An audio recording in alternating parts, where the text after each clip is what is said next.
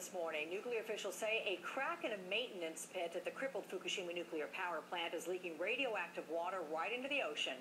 They say the crack may have been caused by last month's earthquake, and it may have been leaking this whole time.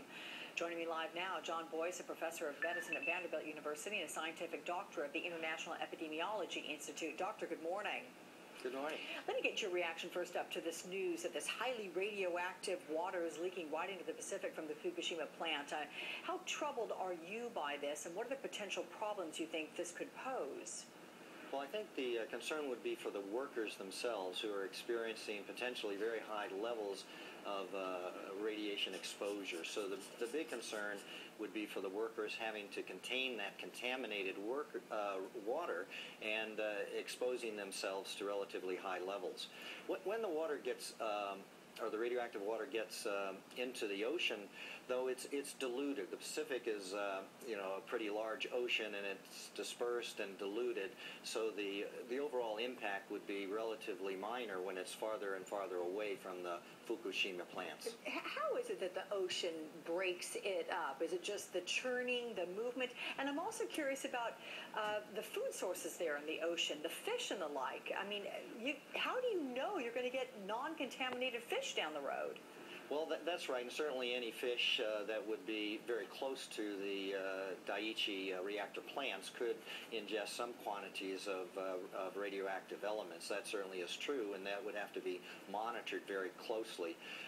The water, it's just dispersion and dilution as it spreads out over those, thousands and thousands and thousands of miles. So that's how with the churning, as you say, and just normal process of dispersion within the water would reduce the levels as you got farther and farther away from the Japanese coastline. How concerned are you about the fact that there's been an increase in radioactive material detected in U.S. milk? Well, I'm not concerned at all. These levels are incredibly, incredibly low. We have such sensitive detectors in the United States that we can detect minuscule, tiny quantities of radioactivity. But you know what, John? Here's the problem, though. That's today.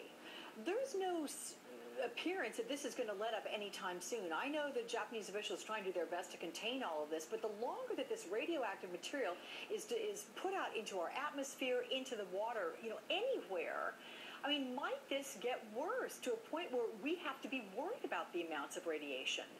Well, I think you have to understand what the actual levels that are being exposed to the population. And in fact, with regard to radioactive iodine, it will not get worse. It has a half-life of only 8 days. And so that within about 2 months, all of the radioactive iodines will be gone. So that will no longer be a concern or an effect. So the levels, even the teeny amounts that have been measured today, are going to be much smaller when they're measured tomorrow. Huh. And I should just mention, the levels that were detected in the milk, they were 5,000 times below the standards that our Food and Drug Administration has for allowing radioactivity in the food supply. So these are really tiny, minuscule amounts that have been detected. Okay, 5,000 times below the standard allowed. How much of an increase over what we are used to, though? Oh, it's trivial. In fact, we live in a radioactive world, and we eat radioactive elements every day. Bananas are a big source of potassium, also of radioactive potassium. There is more radioactivity in a banana because of the radioactive potassium than if you drank a liter or a quart or 2 quarts of the milk that had been detected with the radioactive iodine levels.